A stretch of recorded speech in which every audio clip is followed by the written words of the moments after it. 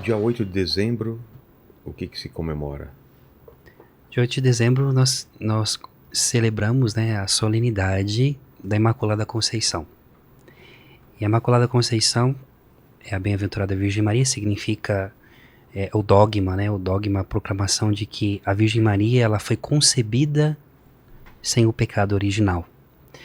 E aqui vamos ter que explicar um pouquinho melhor desse dogma para que as pessoas possam compreender o que Primeiro seria explica isso. o que é dogma, porque tem gente que não sabe o que é dogma. Por exemplo, o Paquito não sabe o que é dogma. Você não sabe o que é dogma, Você vai falar Paquito? que é uma raça de cachorro. Que é um dogma. É uma raça de cachorro, você achou, né? Pode ser. Tem um cachorro dogma. É dogma, isso. Um O dogma. que é dogma? Tenta, pelo menos. Arrisca.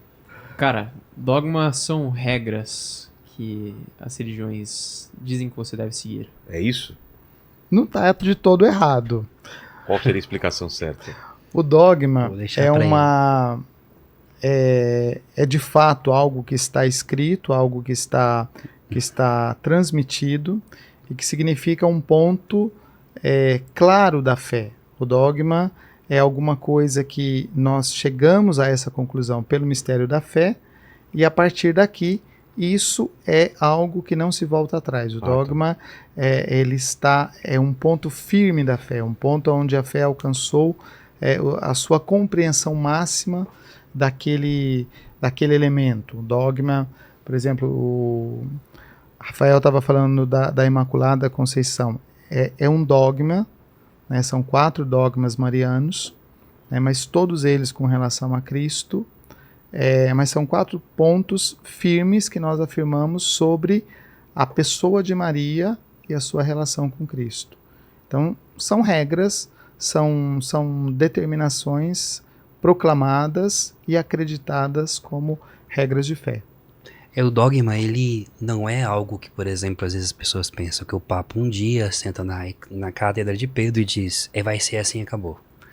Na verdade, é uma leitura onde ao longo dos séculos, por exemplo, o dogma da Imaculada Conceição foi em 1854, mas já se fala sobre a concepção da Bem-aventurada Virgem Maria com Orígenes, no 2º século. Você vai ter isso com Agostinho, que dá a entender.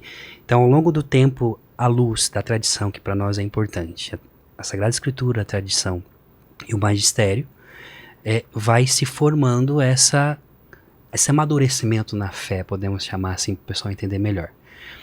Mas aonde que nós encontramos, vamos colocar aqui essa ideia, para nós verdade e fé, de que a Virgem Maria ela foi concebida sem pecado original, né? E aí às vezes as pessoas falam assim, nossa, mas vocês estão igualando a Virgem Maria a Jesus. Não, é o contrário. A Virgem Maria, ela foi salva por Jesus. E o dogma diz isso, que os méritos da paixão de Jesus foram antecipados à Virgem Maria. E é bonito lembrar sempre aquilo que vai dizer para nós São Gregório. Gregório Magno, quando ele fala em uma sua homilia sobre o Natal, ele diz assim, tomemos cuidado a olhar para aquele que nasce, porque o Natal é isso, é um mistério.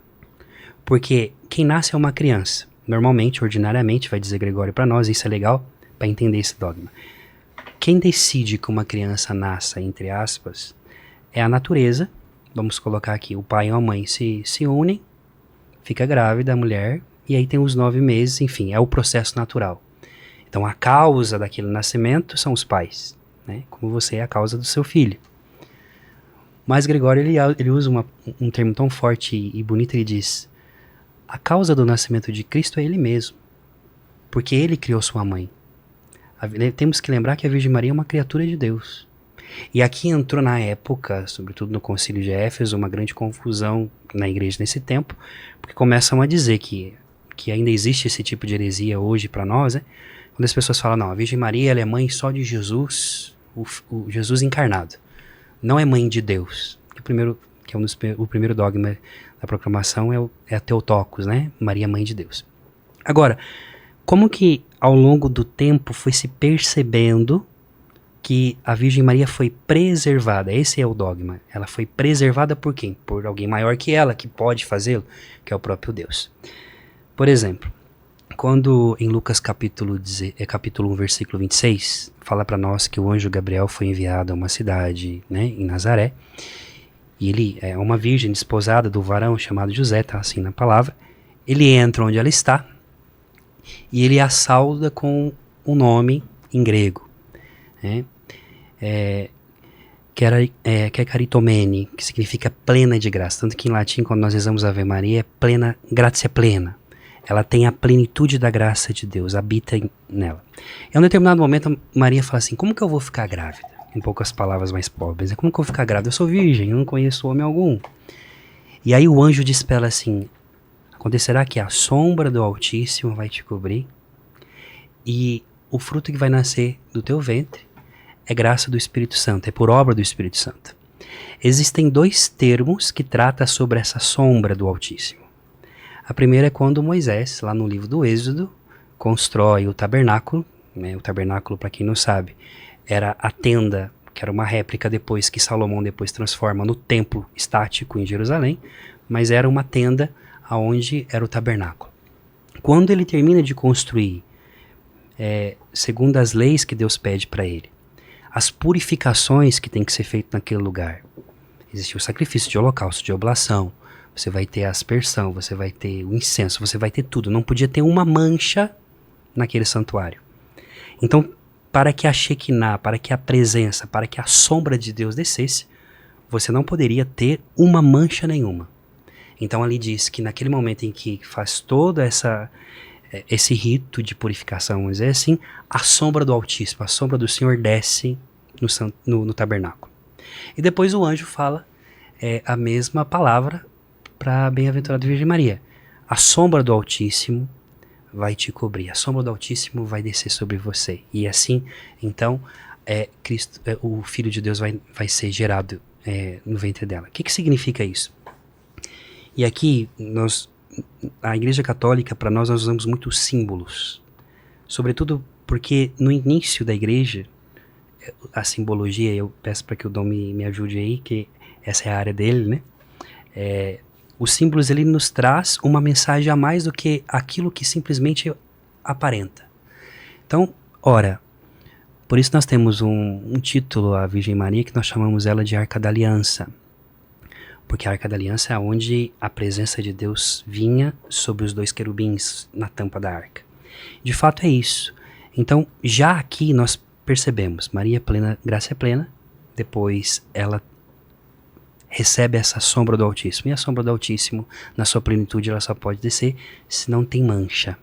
Então, a partir disso, os padres da igreja, a partir disso também a teologia da igreja, foi compreendendo algo que já era de compreensão do senso comum, né? E aí, a partir deste senso comum da fé, né, que é o que nós chamamos de tradição, isso é a palavra de Deus, para nós, ela está contida na Escritura e na tradição. Ela não só na Escritura, mas na Escritura e na tradição. Até porque nem tudo aquilo que Deus falou está escrito, mas isso foi transmitido. Então a Escritura é uma parte disso.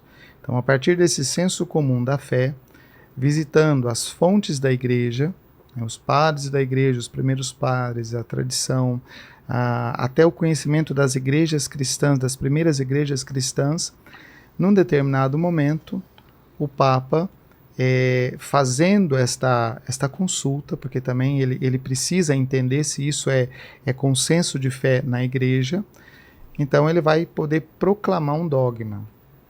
Naquilo que o Rafael falava, não é o dia o Papa levantou, tudo que o Papa fala é dogma. Não, tudo que o Papa fala não é dogma. O dogma é em matéria de fé, em matéria de costumes, em matéria de moral, aquilo que é ensinado pela igreja, mas isso tem que estar vinculado com a Escritura e a tradição.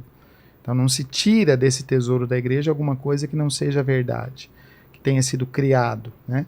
E os dogmas, eles têm, o dogma da Imaculada Conceição justamente é isso, esse esclarecimento que vem lá, desde o Antigo Testamento, passou pelos padres da igreja, foi compreendido dessa forma, foi celebrado. Então, a Imaculada Conceição sempre foi uma verdade de fé? Sim, sempre foi uma verdade de fé.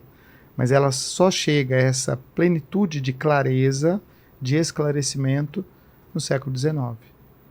Então é aí que o Papa proclama aquele dogma. E ele proclama como autoridade da Igreja, né? Porque ele, tendo visto isso na Igreja, ele tendo olhado para toda a tradição da Igreja, ele proclama. E o interessante dos dogmas marianos, sobretudo, né, é que não se refere simplesmente à pessoa de Maria. Quer dizer, não é a preservação de uma criatura, mas é a preservação de uma criatura em função do mistério. É a arca que contém a aliança. O importante não é apenas a arca, mas é o que a arca transporta. A arca transporta a aliança. Quem é a aliança? É Cristo. É a aliança realizada no mistério da carne, né? Nesse algo sublime que não se esperava, nesse algo sublime que não se pensava ser possível, porque Israel sempre esperou um Salvador, né?